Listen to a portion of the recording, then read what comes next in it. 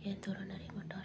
Setibanya mereka di depan gedung apartemen tempat Taeyong tinggal, ia membuka kembali jaket yang berada di pinggangnya, memberikan kembali kepada pemiliknya yang kini menatapnya. Terima kasih sudah menemaniku jalan-jalan. Kita teman, jadi itu bukan suatu masalah, seru Jae tersenyum manis.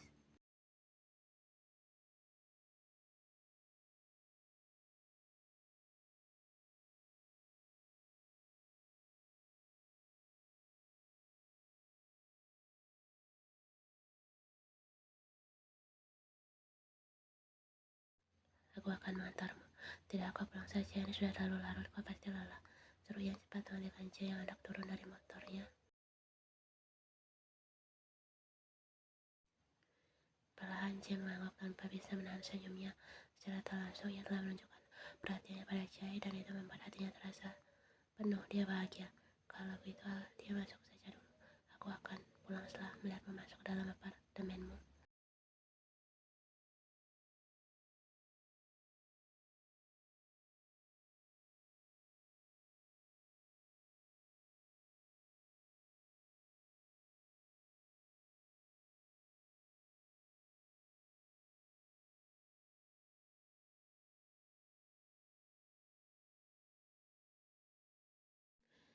Senyum Jae mengambang begitu saja. Dia menatap bangunan apartemen di depannya, lalu bersorak girang mengabaikan tatapan aneh yang beberapa orang lain layangkan untuknya. Masa bodoh, Jae tak peduli karena saat ini dia sedang berbahagia. Ia tersenyum kecil melangkah masuk ke dalam apartemen yang terasa begitu sunyi karena lampu ruang tengah dimatikan. Jam sudah menunjukkan pukul 10 malam.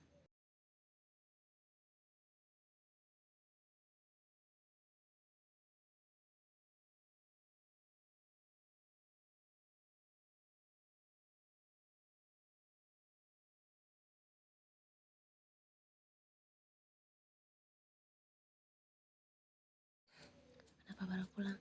Ia memekik keras, hampir saja dia melemparkan botol yang ada di tangannya itu, namun tertahan begitu melihat Taeyong yang kini berdiri tepat di sampingnya menatapnya tajam. Bisa tak jangan mengagetkanku, untung saja aku tak memiliki riwayat penyakit jantung. Guru Duyan mengelus dadanya yang masih berdegup karena takut. Tadi, kemana saja kau?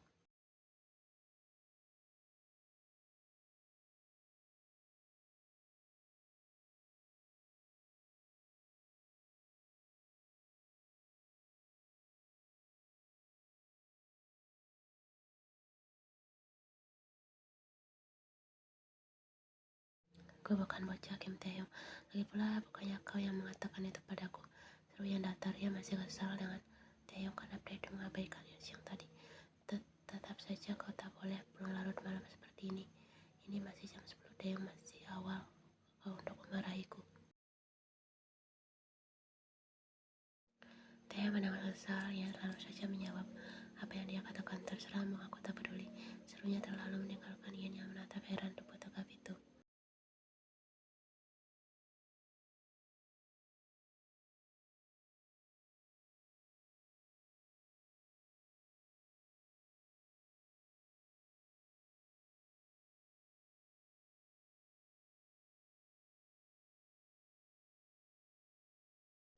Dengan langkah gontai, ia naik ke atas dan masuk ke dalam kamarnya. Dia melepaskan semua bajunya, masuk ke dalam kamar mandi, berniat untuk membersihkan tubuhnya sebelum tidur. Karena jujur, yang tidak akan bisa tidur jika dalam keadaan lengket dan berkeringat, terkecuali setelah melakukan itu diserahkan kepada Yen.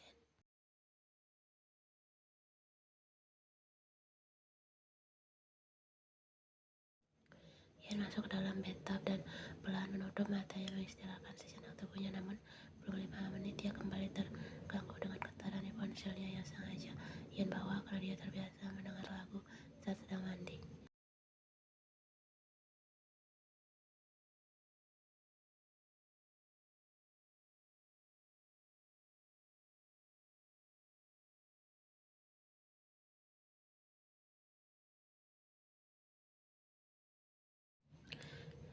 Ya, si jelek Jai. Sepertinya besok kau harus ke dokter mata untuk mengecek kondisi matamu. Sepertinya kau yang harus memeriksa kondisi kejiwaanmu karena terlalu narsis. Jadi bagus, kurasa besok aku harus memeriksa kondisi kejiwaanku karena aku tergila-gila kepadamu. Menjijikan. apa yang kau lakukan sekarang?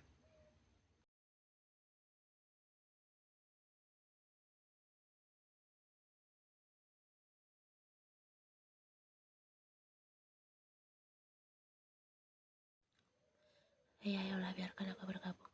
Aku serius di rumahku, tidak ada air. Udah peduli, ayolah aku ke rumahmu sekarang. Tunggu aku cantik. Karena aku ingin jadi video call bersamamu. Kan hanya ingin video call, bagaimana bisa kau mengataiku? Kau berpikiran aneh ya?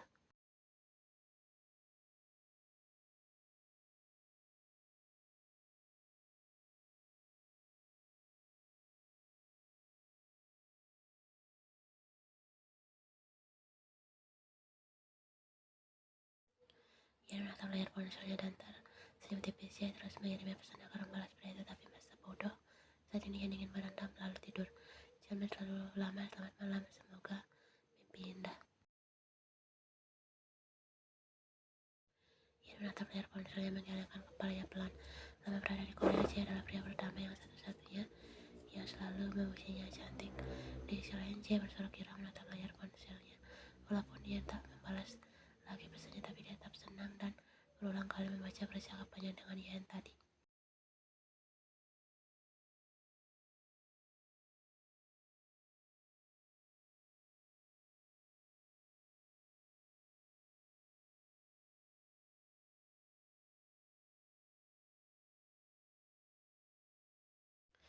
Setelah menghabiskan waktu 30 menit berendam, Ian keluar dengan handuk yang melilit tubuhnya. Dia berjalan menuju lemari pakaian memakai kaos kebesaran dan celana. Kamarnya sedikit gelap karena tadi Ian lupa menghidupkan lampu. Kenapa lama sekali? Ian memegangkan hampir saja tubuhnya terjungkal ke belakang. Jantungnya berdegup dengan kuat cepat. Dia menatap tajam pria ini yang kini berdiri di depannya. Ini kali kedua Taeyong mengagetinya. Bisa tidak jangan mendengarkanku, sungguh dia setengah kesal. Untung saja pria di depannya Taeyong, maka jika tidak sudah ia layangkan bagaimana mentah darinya. Selama sendiri, kenapa aku?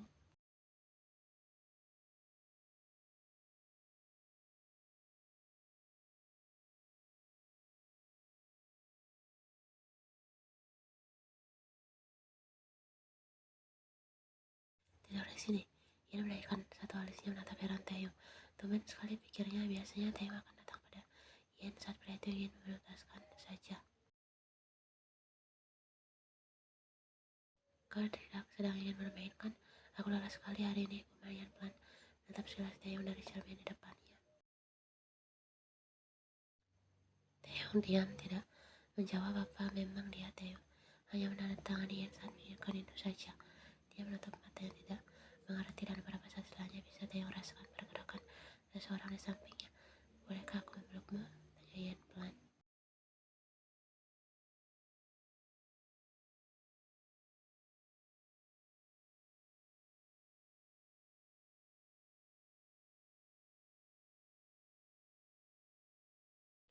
Kau sudah tidur? Belum, aku ingin bertanya sesuatu padamu. Tanyakan saja.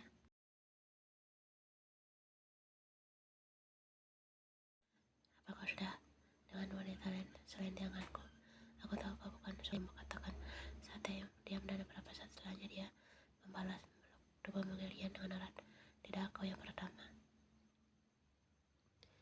Benarkah aku yang pertama? Tanya Ian dengan mata berbinar cerah membuat Taeyong hanya mengangguk sebagai jawaban. Taeyong.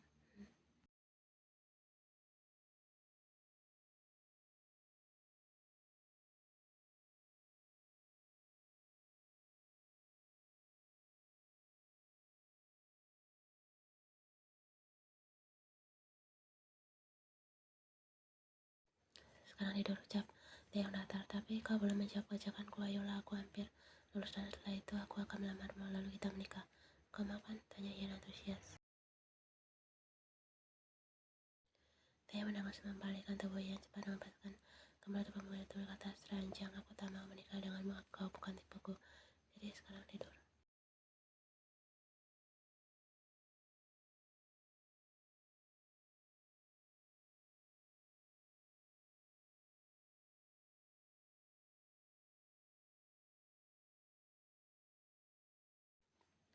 Mendengar jawaban Taeyong, Ian kembali terdiam. Taeyong benar-benar Enggan memiliki hubungan dengannya hingga apapun alasannya akan menjadi penolakan keras untuknya. Berapa saat keduanya terdiam, Theo mengernyitkan dahinya saat tidak mendengar suara Ian lagi. Kau sudah tidur. Aku yang tidur, selamat malam, balas Ian pelan melepaskan pelukannya pada Theo, membalikkan tubuhnya untuk tidak menghadap pria itu. Ian akui dirinya wanita yang terlalu sensitif dan apa yang Theo katakan tadi terus terngiang-ngiang di kepalanya.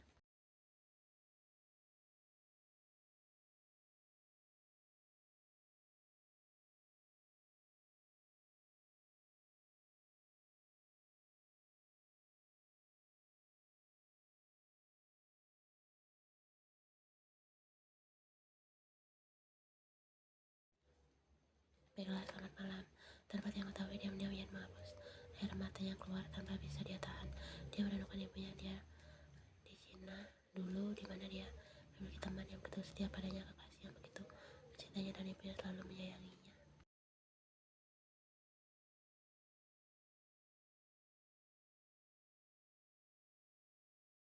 Saat ini Ian sedang disibukkan dengan kegiatan sekolahnya yang begitu menumpuk dikarenakan ujian akhir sekolah yang sudah di depan mata. Dia menangis melihat betapa banyaknya buku tebal yang harus dia baca di saat dia punya fobia dengan benda aneh itu. Sungguh melihatnya saja membuat Ian mual.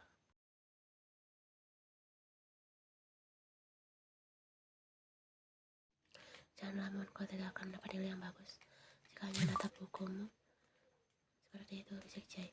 Ia menoleh lalu mendengus melihat pria yang duduk di sampingnya. Ya, sekarang dia sedang berada di dalam kelas mengerjakan tugas kelompok bersama Jack dan Sunu.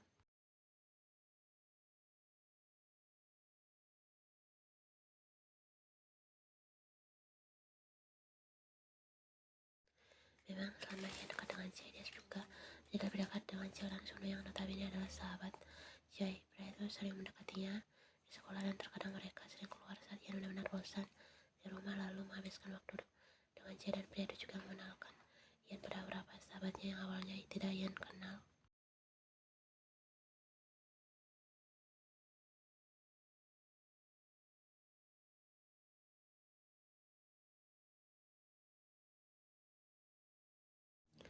Setidaknya itu lebih baik dibandingkan terus mendekam di dalam apartemen yang bersama pria Natal itu setiap hari.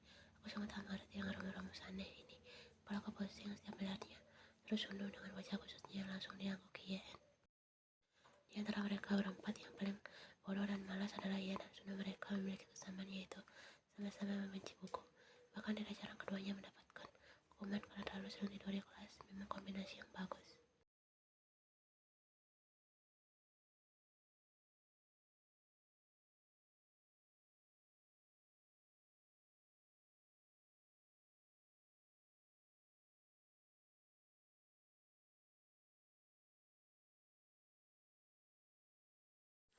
Ia terakhir yang menoleh dan tersenyum manis melihat wajah kusutnya yang sehari tadi terus menangis menatap buku tebal di depannya. Sialan, seharusnya dia memasukkan buku dalam kelompok, ucap Yen pelan. Jika saja dia masuk ke dalam kelompok Soin, sudah pasti dia tak perlu sibuk menatap buku aneh ini. Wanita pendiam itu murid terpintar di kelas dan murid kebanggaan sekolah. Jadi bisa kalian bayangkan betapa mulusnya hidup Yen jika satu kelompok dengannya. Ini sudah jam istirahat, jadi siapa yang akan memberikan makanan untuk kita makan? Tanya Jeff untuk mendengar bel berbunyi tanda waktu mereka istirahat, tapi tugas kelompok mereka belum selesai dan hari ini harus dikumpulkan karena adalah jam istirahat selesai. Pak Lee kembali masuk menagih tugas mereka.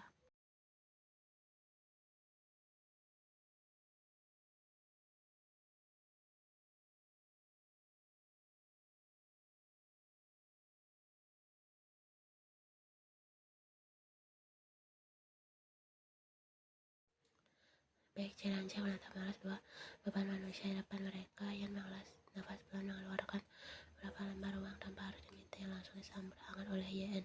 Memang pada nyatanya di antara mereka berempat, Jay yang paling kaya. Setahu Yen, pria itu pewaris perusahaan ternama di Korea.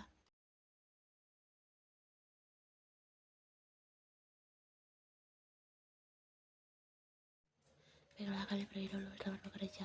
Pergi Yen menenang dan langsung keluar dari kelas diikuti Sunu di belakangnya. Oh, setidaknya mereka berdua telah terbebas dari buku-buku sialan itu.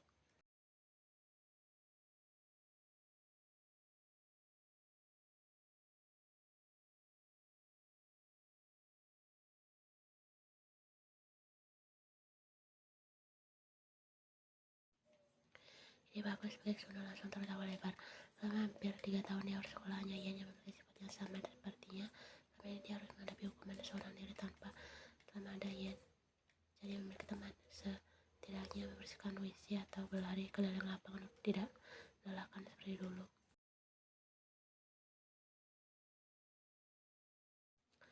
Di sisi lain, Chen dan Jack saling berpandangan secara kompak, sama-sama menghela nafas pelan. Tentu saja, mereka tahu jika dua si cungkuk itu kabur dan tidak akan kembali dalam waktu dekat. Jadi sudah dipastikan tugasnya mereka berdua lah yang mengerjakannya.